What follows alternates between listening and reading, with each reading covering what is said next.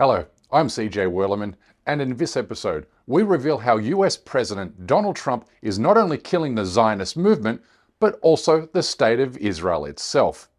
But first, please remember to like and subscribe to our show. Now let's get into it. When Henry Kissinger said that in politics, there are no permanent friends nor enemies, only permanent interests, he wasn't speaking about Trump, but he very well could have been. Now that he has turned hard against Israel in recent weeks, culminating with the abrupt firing of pro-Israel officials within his administration on June 2nd. A move that sent Tel Aviv into a state of apoplexy, while at the same time giving Palestinians a rare glimmer of hope. But, because we are talking about Trump, it's important we don't lose sight of the fact that he is indeed a malignant narcissist, who lies about everything, cheats on everyone, and is willing to flip-flop any previously held position on the promise of a bigger, better deal for himself. You see, the thing about Trump is he has only one ideology: himself. He's his own god, his own superhero, and everyone else is here to serve and worship at the altar of Trump, or so he thinks. He sees every relationship as a transaction or opportunity for enriching himself, which makes him uniquely corruptible and vulnerable to political bribes. A reality the Qatari government exploited last month when it handed him a nearly $1 billion flying castle as a personal gift. A move that sent the Zionist lobby into a tailspin of fits and outrage, but not because this was Trump taking money from a foreign government. They loved it when he accepted millions of dollars from Israeli citizens like the Adelson family. No, what Zionists like Ben Shapiro are worried about is Muslim or Arab countries outbidding and outbribing the state of Israel. The Trump administration is now preparing to accept a super luxury Boeing 747-8 jumbo jet from the royal family of Qatar. It is a $400 million gift available for use by President Trump as new Air Force One until shortly before he leaves office, at which time, according to the deal, the plane doesn't stay with the United States government. It then moves to the Trump Presidential Library Foundation, taking sacks of goodies from people who support Hamas, the Muslim Brotherhood, Al Jazeera, all the rest. That's not America first. Please define. For decades, Israel has been winning the propaganda war because of the hundreds of millions of dollars it spends via AIPAC to influence and control members of the United States Congress. But today, Trump, through his greed and corruption, is rocking the Zionist boat by telling Israel's Arab neighbors that the power of his White House is for sale and available to the highest bidder. These headlines tell a damning and obvious story: that Arab states are giving Trump whatever he wants, no matter the price. They have enough money to fill an ocean, let alone Trump's insatiable appetite for petrodollars. We have seen Saudi Arabia alone pledge $1 trillion to the United States. The UAE is committing $1.4 trillion more, and Qatar is kicked in $1.2 trillion for so-called strategic investments in the United States under Trump's leadership. Taken together, this equals $3.6 trillion worth of Arab Gulf money pouring to the ever-deepening pockets of Trump. Now, when you compare this $3.6 trillion to the $230 million the Zionist lobby has spent during the past 4 years, you can see how Israel is unable to compete monetarily with resource-rich Arab states, which explains why Trump is suddenly happy to let the Zionist state wither and die. To put it bluntly, Arab rulers have purchased an unbreakable alliance with Trump. The tectonic shift in his policy and attitude towards the Middle East is now undeniable. He dropped Biden's demand that Saudi Arabia's security ambitions be tied to normalizing relations with Israel. He also dropped the precondition that Hamas disarm for a permanent ceasefire. And he cancelled scheduled visits to Israel while suggesting he may recognize a Palestinian state without Israeli approval. Trump's personal greed and corruption is why prominent Israeli journalists are now calling this an end to the US-Israeli era in the Middle East. I think the message is clear: no more free lunches for Israel in the United States, in Washington. It's an end of an era. Trump #2 is very different from Trump 1 in his first term. I think that he realized that Netanyahu is bluffing, that he doesn't mean business. What Trump wants is an economic deal with Saudi Arabia, Qatar, and he wants to end the war. He believes that war is not good for business, and he is first of all a businessman. and that Netanyahu has nothing to offer him. Trump's foreign policy agenda is now indistinguishable from resource-rich Saudi Arabia, United Arab Emirates, and Qatar. He has kicked resource-starved Israel to the side of the road. Trump even turned his back on Netanyahu's pleas by lifting sanctions against Syria at the behest of the Saudi Crown Prince. After discussing the situation in Syria with the Crown Prince, your Crown Prince, and also with President Erdogan of Turkey, who called me the other day and asked for a very similar thing, among others, and friends of mine, people that I have a lot of respect for in the Middle East, I will be ordering the cessation of sanctions against Syria in order to give them a chance at greatness.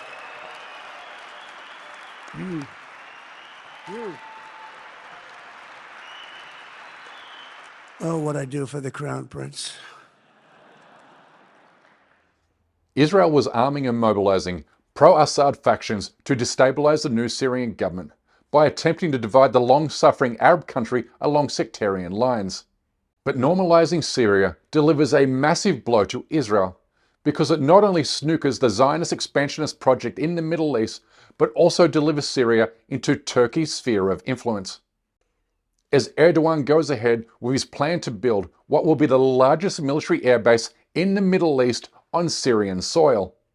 A move that will not only deter Zionist aggression in Syria, but also throughout the region, given Turkey can match the Israeli military in peer-to-peer combat, a reality Israel understands well, having established a hotline with Ankara to de-escalate potential conflict. But more than anything else, Trump's sudden turn against Israel is making it safe for right-wing commentators to make anti-Zionism a cornerstone of the America First agenda. A recent conversation between an elected lawmaker and MAGA commentator Tucker Carlson about the financial stranglehold the Israeli lobby has over members of the US Congress is revealing. Buddy, but me has an AIPAC person. What's that mean, an AIPAC person? It's like your babysitter, your AIPAC babysitter, who is always talking to you for AIPAC. They're probably a constituent in your district, but they are firmly embedded in AIPAC. And Every member has something like this? that's how it works on the Republican side. And when they come to DC, you go have lunch with them. And they've got your cell number and you have conversations with them. That's absolutely crazy. I've had 4 members of Congress say, I'll talk to my AIPAC person. And it's literally what we call them, my AIPAC guy. I'll talk to my AIPAC guy and see if I can get him to dial those ads back. Why have I never heard this before? Why would they want to tell their constituents that they've basically got a buddy system with somebody who's representing a foreign country? It doesn't benefit the congressman for people to know that, so they're not going to tell you that. Arab regime money also explains why Trump has severed ties with Netanyahu, blocked a planned Israeli attack on Iranian military sites, and chose not to visit Israel during his recent trip to the Middle East, leaving ordinary Israelis and their government in a state of panic. They're so shaken by Trump's sudden and unpredictable change of course that Zionists are now circulating photos like this on social media to suggest the US president is now a fully fledged member of the Palestinian resistance, which in itself represents a stunning turn of events. Remembering that during Trump's first presidential term, when he sanctified an Israeli war crime by relocating the US embassy from Tel Aviv to occupied Jerusalem, the Israeli government rewarded him by renaming one of its illegal settlements in the occupied Golan to Trump Heights. But just 6 years later, Israel is panicked over Trump's deepening ties to Arab leaders, fledgling ties to the Iranian regime, and worsening ties with the Zionist state. This headline speaks to Israel's current sense of fear and dread. A new dawn that has Trump now publicly warning Israel to stay out of his way while he negotiates with Iran. You warned Prime Minister Netanyahu against taking some sort of actions that could disrupt the talks there in a phone call last week. Well, I'd like to be honest. Yes, I did. Next question, please. Sanctions. I did, yeah, I did. This is the first time a US president has put significant daylight between he and his Israeli counterpart in decades. The world's 2 biggest bullshitters can no longer stand to be in the same room as each other. But ultimately this breakdown in relations is happening because Israel can't give Trump what he wants. And what he wants is massive economic deals worth hundreds of billions of dollars in which Trump and his corrupt family empire can skim and siphon huge profits off the top for themselves. He has turned the White House into a get mega rich quick scheme, having almost doubled his financial net worth during the first 5 months of his second term alone. It started with a crypto meme coin scam, and now he has his eyes set on skimming personal profits off the Middle East oil and gas supplies, with Arab leaders all too happy to go along for the ride, as they now overtly bribe Trump to favour their foreign policy objectives over those of the Zionist state. Trump's growing animus towards Israel is also creating political space for US allies to come out strongly against the Zionist state, with France leading other European countries towards the push for Palestinian statehood. And at the same time, European Jews are now putting distance between themselves and Zionism. Quand j'ai été sioniste, j'ai dit il faut que j'aille vivre en Israël. J'y ai été. J'ai vécu là-bas pendant 3 ans comme médecin à Beersheba. Et ça m'a guéri de mon sionisme. Voilà. Parce que les relations humaines là-bas ce sont des êtres humains comme vous et moi. On est dans un infini de barbarie. Pire peut-être que ce que les nazis ont fait. Tout ça est bouleversant, scandaleux, par cette barbarie qui semble n'avoir aucune limite. Le massacre de médecins, de journalistes, d'enfants, de vieillards. Tout ça au nom, je suis juif moi-même. All in all, this reads as the sum total of Israel's worst nightmare, given it cannot survive without unwavering US and European support, as acknowledged by top Israeli academics.